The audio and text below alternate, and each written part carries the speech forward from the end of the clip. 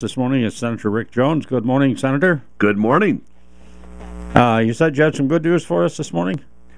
Well, I don't know about good news, surprising news. Surprising news. Yes, last week, a Democrat state representative from Detroit said she wanted to legalize prostitution, unionize the prostitutes, and then tax the services.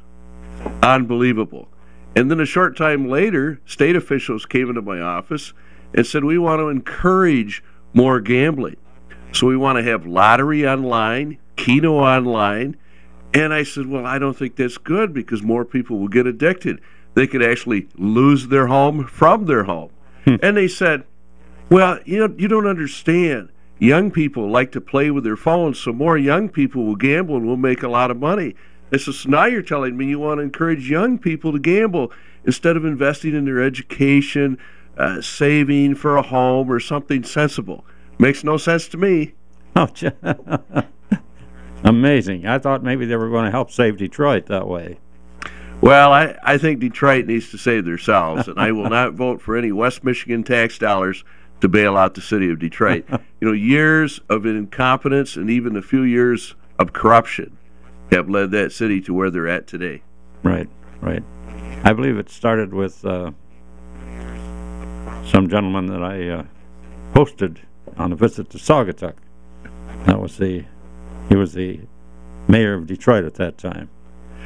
Well, I don't know when it started, or I hope that it's ended. Yes. Well, we'd like to see Detroit back on an even keel again. Oh, absolutely. I'd like to see a vibrant city there. Right. I think if it was shrunk down to a viable size, Detroit, it could survive and could be fine. But right now, it's pretty dysfunctional. It is. We've got a call here. Good morning. You're online with the Senator. Good morning.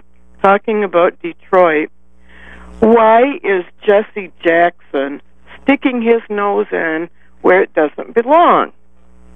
Because it was on the news last night that he says Detroit doesn't need that mediator or whatever. Emergency manager. Emergency manager. I wish that guy would just butt out. He creates more problems than anything. Senator, I just wondered what your take was on all that with him. Let's let him answer. His 2 cents worth in. Thank you. Yep.